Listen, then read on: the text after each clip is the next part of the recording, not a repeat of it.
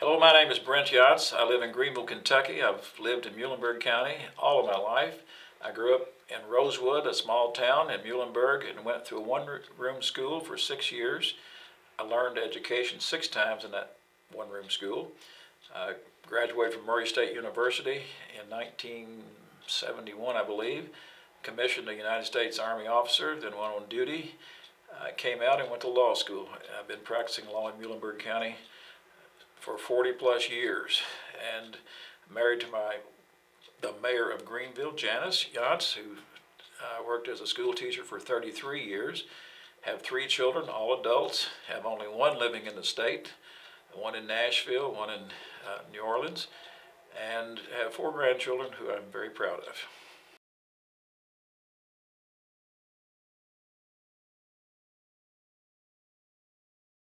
Well, the district is sort of like the entire state. It needs more jobs, it needs more involvement of industry in the community. Every state in Kentucky, and particularly this region, every county in Kentucky, particularly this region, has worked hard to bring industry here. Hopkins County and Muhlenberg County are both suffering from the impact of coal being less predominant in that realm of the economy. In the past, what I've been working on, and it's still a remote possibility, is taking coal and turning it into a liquid form of energy.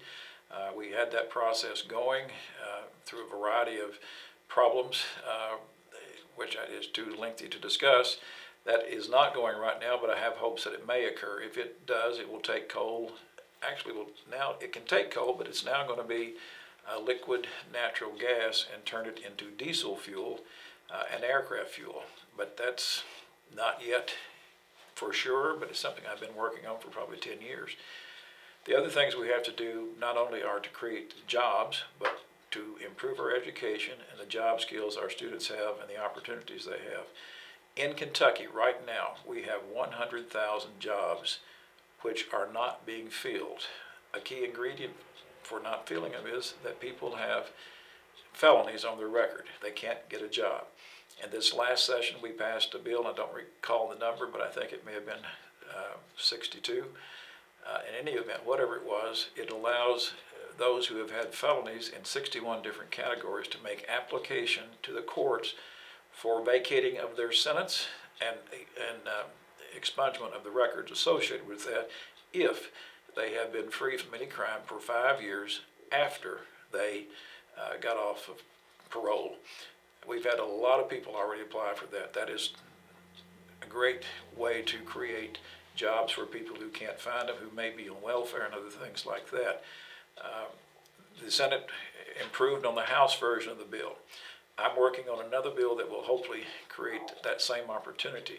We put people in jail or prison for not paying child support. Well, guess what? We found out child support doesn't get paid while they're in prison.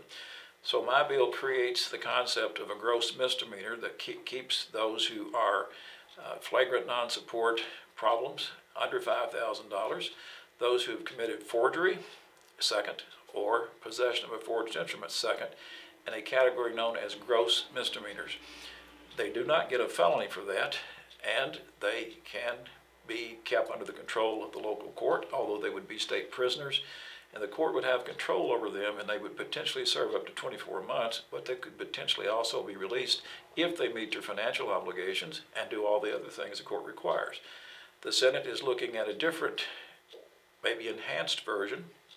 I presented the same issue last week in Ashland, I believe it was, and they would create a concept known as an E-felony, where the person, if they were convicted of these crimes or possibly other crimes they would put into the category, would, for the period of time that they were under court supervision, have a felony on their record, an E-felony, but it would disappear automatically when their service had been completed and their obligations concluded. So that's one way of creating some jobs that are not out there, and jobs that would do the technical things that need to be done. But the bigger picture in this state is we need to focus on students in high school and in community colleges to get into the programs of advanced manufacturing. Kentucky is a huge manufacturing state. We know that we are I think, third right now in manufacturing of motor vehicles. Going to be second real quick when the full line production at Georgetown gets online. That plant is the largest in the world, except for what may be in Japan as far as car manufacturing is concerned. Our goal is to keep on pushing in this manufacturing area, but what people don't know is aeronautics manufacturing is a huge component of Kentucky exports. In fact, it almost doubles the production value of automobiles. Here in Hopkins County, we have the GE aircraft engine factory. That is part of that manufacturing component that makes manufacturing of aeronautics even bigger than is automotive. There's a plant from France coming to northern Kentucky that deals in aeronautics. It has the authority of the U.S. government to launch a space rocket, I guess, or shuttle, whatever you want to call it, to the space station and do experiments in medicine right now. They're finding out that cures for diseases have different outcomes when there's an absence of gravity. So that's the research that's going on, and all of that's connected to manufacturing. So we've got to focus on creating jobs in unique ways, different ways. Change the formula for how we look at creating jobs, not do it the same way we've done it in the past. We've got to create opportunity for students and children in high school and elementary school looking forward to high school and college to have those opportunities. Medical is huge. Madisonville Community College is a huge component of supplying those jobs. We've got to focus on having workers who have the skills and the ability to get a job. If they have a D felony or above on their record, they can't get a job. It's impossible virtually. So they're going to live in a level of impoverishment, and they've never done anything wrong for 20 or 30 years. There ought to be an avenue of hope there for somebody. Part of my mission will be to bring that avenue of hope, to focus on creating jobs, and also to create more advantages in the tax code and our recruiting processes in the state to promote and create those jobs.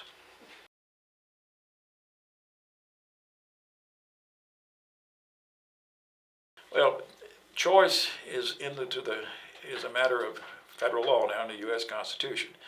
So my personal viewpoint is I do not support abortion, never have, never will. But the choice is the law of the land.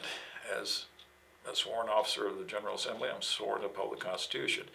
We have in the General Assembly over my time there dealt with some avenues of trying to make it, I guess, more thought-provoking to those who seek abortion. And we have, in one of my earliest sessions, we voted for a bill that required an interview with a medical doctor before they, in fact, had that procedure, making sure they knew what they were getting into.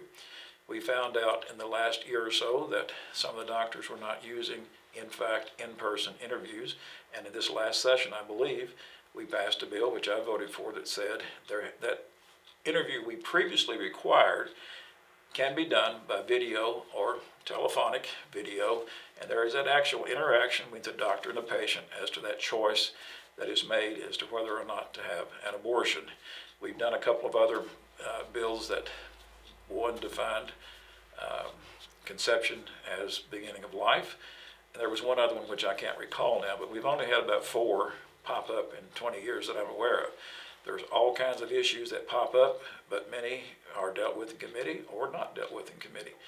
But I do not support abortion. I think that is a private decision, and I don't think it ought to be me to say what somebody else should do, particularly when it's the law that's embedded in the Constitution of the United States. But personally, I do not support it.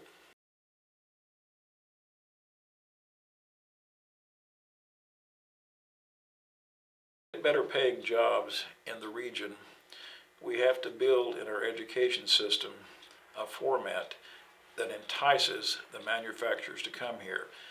You can get certain jobs, but you've got to have the skill sets to offer for that company to come here. I'll give you an example. A few years ago, a committee I was on, and I think it was Labor and Industry, but I don't remember, took us to northern Kentucky to a factory called Mazak Corporation. That company makes very, very, very sophisticated pieces of equipment that cost about $250,000 a piece, and they make them primarily for the federal government. The equipment is so sophisticated when placed in a location of the receiver of the product, it's set up such that if it is moved or an attempt is made to move it, it self-destructs. That company needed 80 people with advanced manufacturing degrees to run those machines. They could not find them. The offering salary was $50,000 each. There was a community college 10 miles down the road specializing in manufacturing. They weren't talking to each other because of our raising Cain about that, and some other folks doing it. I think they're talking now. But what we have to do to create higher paying jobs is have an educated workforce. We've got to improve on the dropout rate. And we raised the dropout age to 18 recently, and that has helped. Our graduation rate has gone up tremendously in Kentucky. Our graduation rate, I think we're in the top 10, that's my recollection. Our graduation rate from college has to continue to grow. We do not need a lot of people going to college and earning 4-year degrees when there are not jobs out there for those specific degrees they earn. We need people in skills that they train for, that there are jobs for, and we've got to work to match jobs and training together to create those opportunities in Kentucky, in Muhlenberg and Hopkins County. Someone saw recently something on TV showed there were some university may have produced 130 teachers in one semester, but only 30 would get a job. We got to focus on what the need is in the economy and produce the skill sets that will fill those needs. We don't need to produce jobs if there are no jobs, we don't need to be producing the skill sets. We need to have jobs available for those who graduate, not just graduate for purpose of graduating. That certainly has value in life. But if they want to make a living, if they want to pay their debts, if they want to be a member of the middle class, have a good family life, and succeed in life, there has to be a skill and a job that match.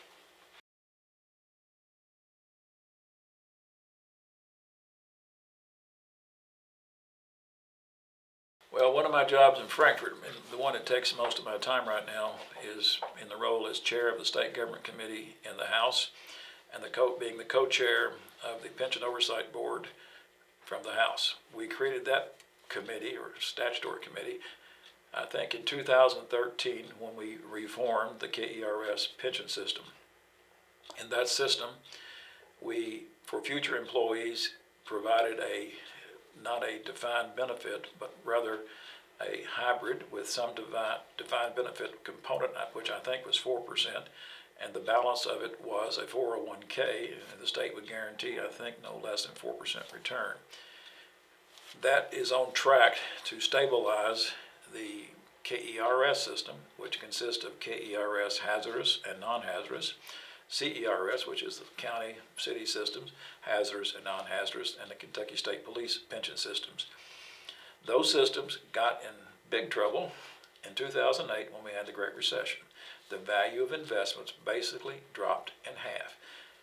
In the 8 years following, under the Bashir administration, we cut out of the budget $1.63 billion using 16 cuts over 8 years to do it.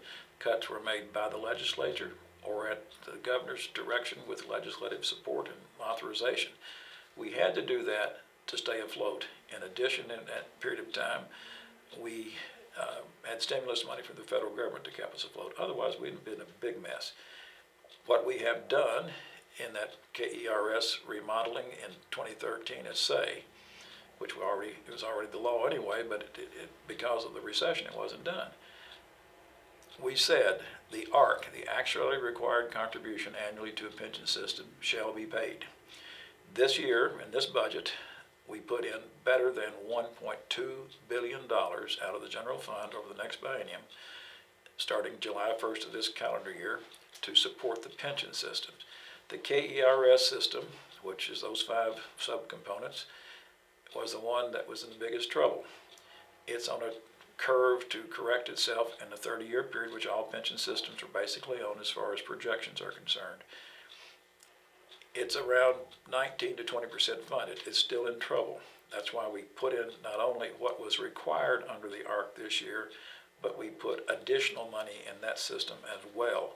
Plus, we mandated other changes that be made into their operating procedures, their rules, And we have them report to us on a monthly basis. We meet every month of the year except July, and we have reports every month on what they've invested in, what the investment returns are. We have quarterly, we have semi-annual, and we have annual.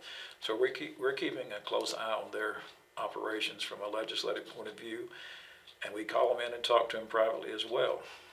The teachers' retirement system is one that is, I think it's in the 70 percentile. No, take it back. It's in the 56 percentile functioning. We put the full arc in for them, and they're addition to what they're getting currently, they're going to get additional $1 million a year over the next 2 years. Now, there was a bill this time that dealt with transparency in pension systems. Had some good things in it, but it had some bad things in it. For example, it would allow the appointment by this governor of 6 additional members to the Board of Trustees. His announced goal was to make the teachers' retirement system one that was with a modified benefit, not a defined benefit where you're guaranteed something, but a modified benefit which might have been a hybrid of some sort. The problem with that is that teachers are unique to any other worker in the state based upon a law that was in effect when Social Security went into effect. If a teacher or public safety officer had, under their state law at that moment in time, a pension system in effect, those people cannot draw Social Security. So and that's the case in 26 states, I think. Kentucky teachers cannot draw Social Security when they retire. My wife is a 33-year school teacher. She's also worked before she became a teacher, while she was a teacher, and after she was a teacher, after being when she retired, and she's paid into Social Security. But she is drawing, but she can only draw like $230 or $220 a month. At my death, should I predecease her, she can't draw a penny off of me like every other person. So if you put them into a hybrid and the economy goes bad, and it occasionally does with some regularity, those teachers are going to be starving because the value of that 401k hybrid is not going to be worth a lot in terms of their continuing debts and obligations with declining income because of decreased value of the hybrid. The other thing it does, it encourages, for lack of a better word, young kids coming out of high school to become teachers because they have no assurance of any security once they retire. And when you do that, you're ultimately destroying the education system of the state. So that bill failed because of that, quote, transparency, because it ultimately was designed to negatively impact teachers by stacking the deck. Now, the judicial form of retirement is the one that is available to judges and to members of the legislature. It is the smallest of our pension systems, and I believe I heard recent testimony that said there may be less than 1,000 people in it. And there's very few drawing because judges hang on forever. And legislators, as far as their involvement in the pension, they don't get anything unless they become vested after 5 years. And then that's the way it is in judicial. And I'm not sure about the KERS. I think it's a 5-year on them too, but you get a smaller amount. You get a full pension only after you've served a long period of time, and you get health insurance. But the average people who serve in the legislative branch serve less than 10 years. That's maybe between 5 and 10, maybe 7 is an average. I'm not sure exactly what it is, but it's a low amount, so it's not too much drain on that system. The pension system's been there for decades. I'm not sure when it was created. Right now we have to fund the KERS system, and fund the KTRS system. So yes, we need pensions.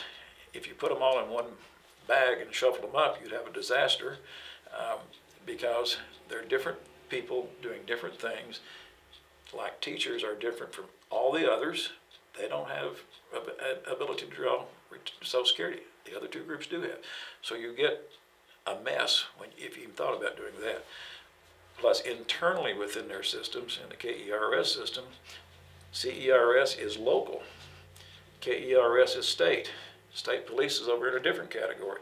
They're hazardous, and they're complicated by federal mandated activity, such as holidays when you're trying to stop drunk drivers. that federal dollars comes in.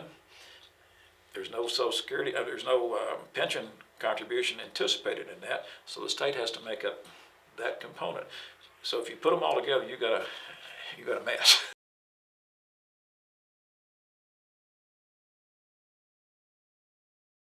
I believe I should be selected for re-election to the House position in District 15 because I've done well, I believe, and my belief I have, and based on what people tell me I have, in providing for the needs of the public. During my time, I've done something I think it's somewhat unique in that I have passed into law 54 bills that I sponsored have become law during my tenure in the legislature. 209 other bills that I co-sponsored have also become law. I'm sort of a record bill filer, and I'm also, people come to me because I get bills passed. So one, I have experience, I have knowledge of how to use the system to make changes and to do things that need to be done.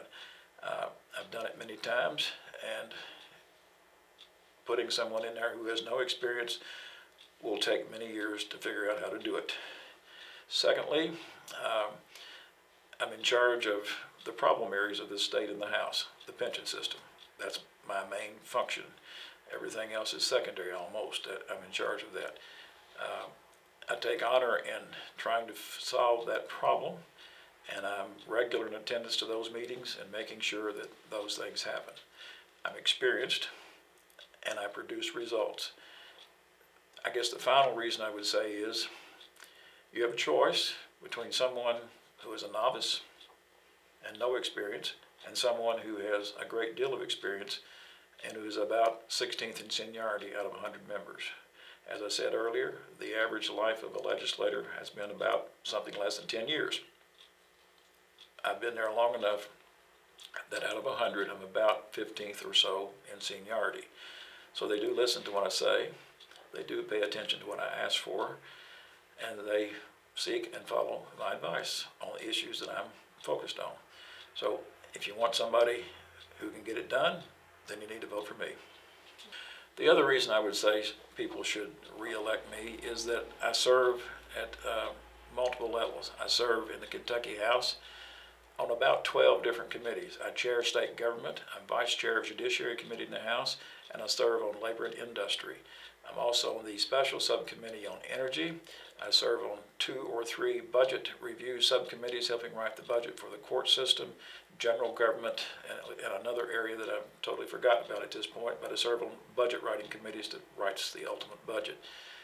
I serve on Tobacco Task Force. It meets at times when I frequently cannot be there. However, it's not a standing committee, it's just a special committee of the House only.